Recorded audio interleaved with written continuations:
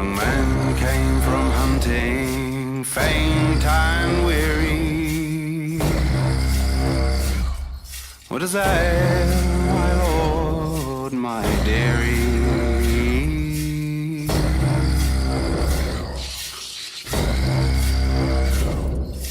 Oh, brother dear, let my bed be made. Bright field, bright, the woody nightshade.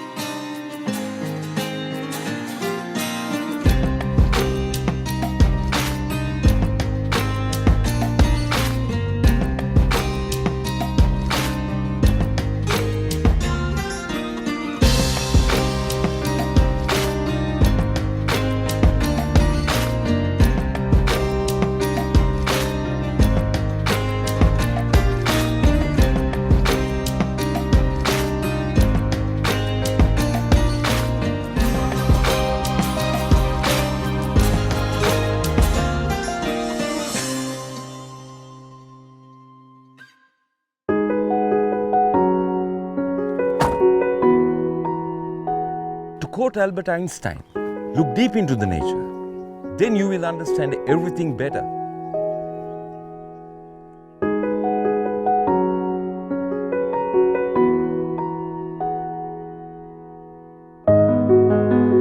So we are at Maduru today. The reservoir you see behind us is Maduru. The next couple of days we'll be exploring this area and hopefully we'll be visiting a fishing village. Maduru is one of the biggest contributors to the freshwater fishing industry of Sri Lanka. With a catchment area of 450 square kilometers and many introduced species of fish like tilapias and carps, this ancient tank has provided a steady trade for the surrounding inhabitants for many long years. Upon arrival, we decided to visit this quaint fishing village and meet some of its inhabitants.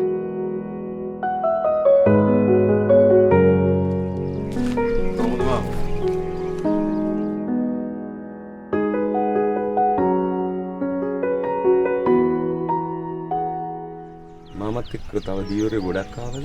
ඔව් අද පහේ හිටියා දියවර බවුල් 300කට වැඩි. දැන් මේ මාරු ආර්ථික ප්‍රශ්න නිසා මම ජීවිතේ ඒ නිසා දැන් දියවර ඉඳකියවට යනවා මහ බෝට් වල යනවා. ඉතින් ඒ වගේ රස්සාවල් කරනවා. The boats that take to the water before dawn return back with the sun, bringing with them their bounty. Women and men both spend their morning hours by the shores of the reservoir, sorting and selling the catch of the day and cleaning their nets and their boats. Living in a hard land and for the most part cut off from the rest of the world, theirs is a hard life but simple. The inhabitants of the village used to be sea fishermen once. They had arrived here during the 80s, leaving their coastal homes behind due to the seasonal nature of the marine fishing industry.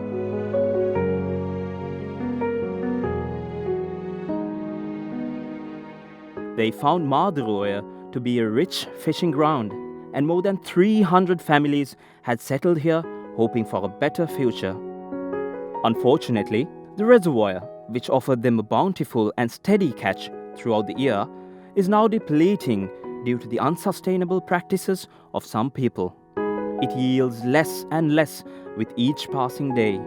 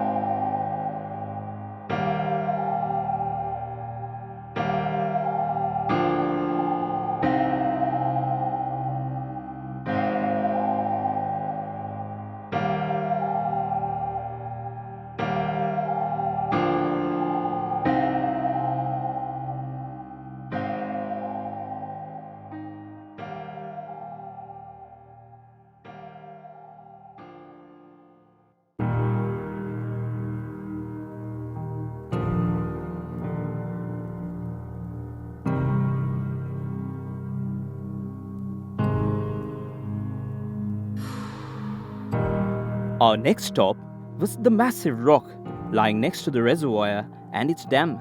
It is believed that King Kutakannathissa, who supposedly built the Maduru reservoir, would inspect the construction of it from atop this rock. A local guide told us that the remains of a small stupa and the king's own pond still remained at the summit.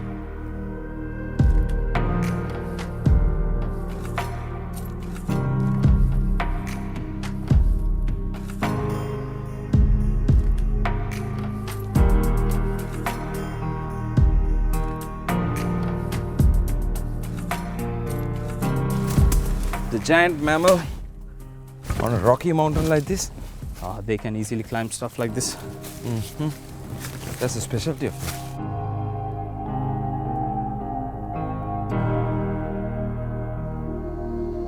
I think we have reached about 300 meters above mean sea level. And according to folklore and the history, this used to be the garden of King Kutakannathissa. It's all ruined now. This is all that's left.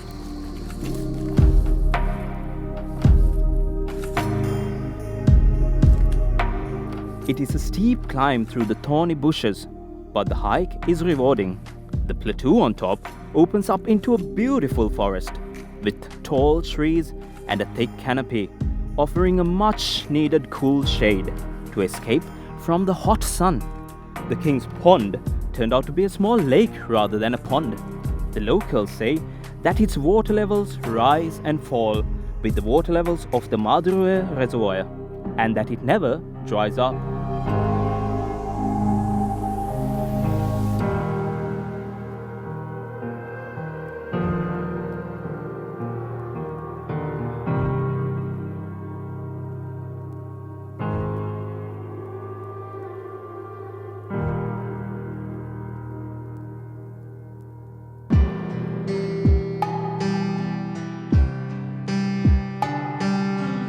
Maduru is a unique landscape.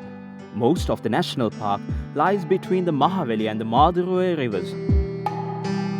It is a vast flat land dominated by grass, scrub and dry forest as far as the eye can see, dotted with rocky mountains and inselbergs. The forests and the mountains used to be home to the Aboriginal dwellers of Sri Lanka and was once their stronghold. With the start of the Mahaveli development program, the Maduru lands were declared a national park and the Aboriginals were settled beyond its borders.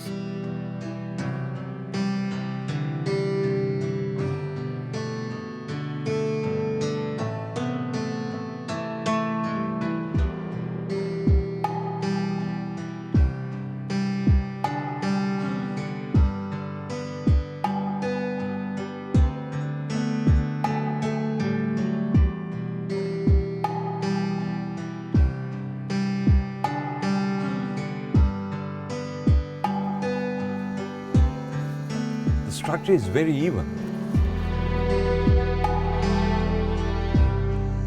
Professor Senarath Paranavithana believes that this sluice gate here was built during King Kutakanna during the 1st century BC.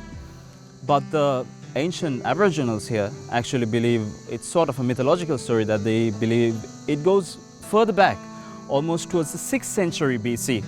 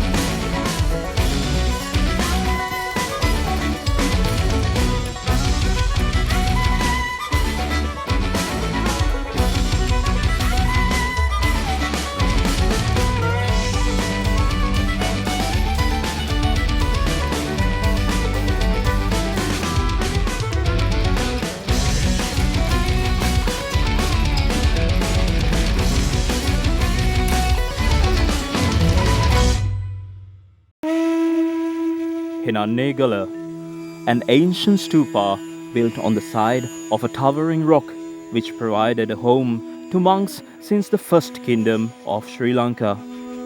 This forgotten stupa is merely one of the many remnants of a grander past that the Maduru lands have seen. මුල්නම සේනානිගල පසුව ක්‍රමක්‍රමයෙන් සේනානිගල හෙනන්නේගල බවට පරිවර්තනය වුණා. එතකොට අනුරාධපුර යුගයේ තමයි මේක ආරම්භ වුණේ. ප්‍රාදේශීය පාලකයෝ තමයි ඒ කාලේ මේ රට පාලනය කළේ ඒකේ කොටස් වශයෙන් බෙදාගෙන. මෙම ගල පිහිටි ගලක් නෙමෙයි. මේ ගල සම්පූර්ණයෙන්ම කඩලා නිර්මාණය කරලා තියෙන්නේ මේ වැහි කාලේ මේ ස්ථානේ තෙමෙන්නේ නැහැ මේ වටේටම. පල්ලෙහා තියෙන ඒ සංඝාවාසිතම පල්ලෙහා තියෙන ඒවල කුටි තියෙනවා. ඒ කාලේ අනුරාධපුර යුගයේ පොළොන්නරු යුගයේ මේ ස්වාමීන් වහන්සේලා මේ ස්ථානයේ වැඩ වාසය කළා. විහාරයේ ඒ වගේම සඳකඩ පහන් ඔය කොරවග්ගල් වගේ දේවල් තියෙන පල්ලෙහා. විශේෂත්වය තමයි මෙතනට ඉරාව වැටෙන්නෙත් නැහැ. මෙතනට ඉර පායනකොට දවල් 2 වගේ වෙනවා ඉර එළිය වැටෙනකොට. ඒ විදිහට තමයි මේක නිර්මාණය කරලා තියෙන්නේ භික්ෂුන් වහන්සේලාගේ පරිහරණය සඳහා. මොකද උෂ්ණකලාපීය ප්‍රදේශයක් නිසා සෑහෙන ඉර එළිය වැටෙනවා. ඒ ඉර එළියට මුවාවෙන් තමයි මේ ගල හිටපු ඒ ප්‍රාදේශීය පාලකයන් නිර්මාණය කරලා තියෙන්නේ.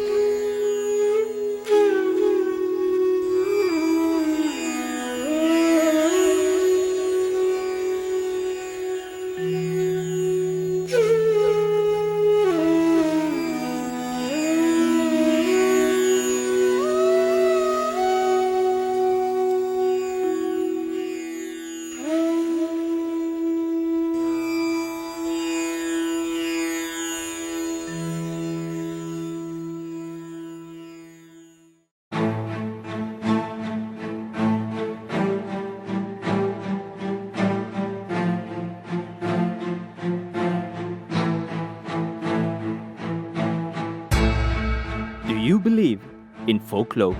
Danigala, one of the most impressive rocks in the area. කූටකන්නතිස්ස රජුරන්ගේ කාලෙන් තමයි ආරම්භ වෙලා තියෙන්නේ ක්‍රිස්තු පූර්ව 3 වෙනි සියවසේ. එදා ඉඳලා රජවරු ගණනාවක් මේ ස්ථානයේ සංරක්ෂණය කරලා තිබිලා තියෙනවා. ඉම්මෑත කාලයේන මේවා වනගත වෙලා විනාශ වෙලා පරසතුරු ආක්‍රමණ නිසා නොයෙක් කරදරයන්ට මුහුණ පාලා තිබිලා තියෙනවා. Is steeped in such stories and mythology.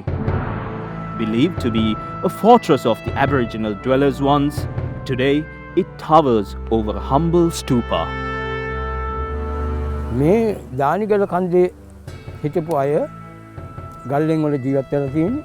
ඒ ගල්ලෙන් වල ජීවත් වෙච්ච අය දැන් 1984 ඉඳලා ඒගොල්ලන්ට මහවිලින් ඉඩම් ලැබිලා තියෙනවා. දැන් ඒ ඉඩම් වල පදිංචි වෙලා ගෙවල් දොරවල් හදාගෙන බොහොම ලස්සනට ජීවත් වෙනවා. මේ කන්ද මේ පර්වතයේ උඩ විශාල සෞමත් තියෙනවා. චක්‍රවටයක්. පිටසක්වල ජීවීන් එන්නේ ඔතෙන්ද කියන මතයක් තියෙනවා. මොකද මේ ස්ථානයට නිතරම එළියෙනවා. එහෙම එකක් තියෙනවා. මේ බෝධීන් වහන්සේ ළඟ තියෙනවා. බෝධියට ඊගවට ධාතු මන්දිරය තියෙනවා. චෛත්‍ය ළඟ තියෙනවා. ඔය වගේ එළියෙනවා. ඉතින් මිනිස්සුන්ගේ මතයක් තියෙනවා මේවා දේවතාවයිද කියලා. ඊට වඩා විශාල එළිත් එනවා සද්දනකාර. ඉතින් ඒවා තමයි පිටසක්වල ජීවීන් එනවායි කියලා කියන්නේ. මෙතෙන්ට ඇවිල්ලා මෙතනින් බෙදලා යනවායි කියන මතයක් තියෙනවා. අපි දකින්නේ එළි පමණයි. නමුත් ඒ ඥානයක් ඒවා කිසිදයක් අපි දකින්නේ නැහැ. ක්‍රිස්තු පූර්ව 3 වෙනි සියවසේ නාග ගෝත්‍රින්ගේ කාලේ මාදුරේ වේලක් වශයෙන් බඳලා ඒගොල්ලෝ ඒ ජලය අරගෙන තියෙනවා. ඊට පස්සේ යක්ෂ ගෝත්‍රින්ගේ කාලේ කූටකට්ටිස්ස රජුරන්ගේ කාලෙන් පස්සේ තමයි ජලාශයක් වශයෙන් අවසානට මහසෙන් රජුරන්ගේ කාලේ තමයි මාදුරුවේ නමින් ජලාශය හදලා තියෙන්නේ. මහා ධාරක ගල්ල, මාදුරු ගල්ල, මාදුරුවේ ඔය විදිහටම පෙන්වලා තියෙනවා.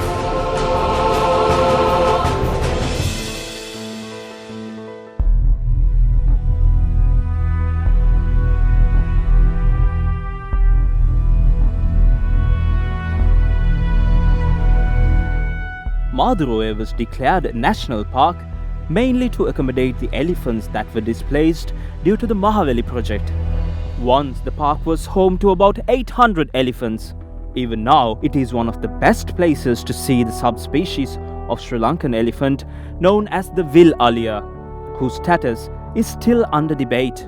Due to its remoteness, Maduru is one of the less frequented national parks of Sri Lanka, but a visitor would be able to spot not only elephants, but bears and leopards too.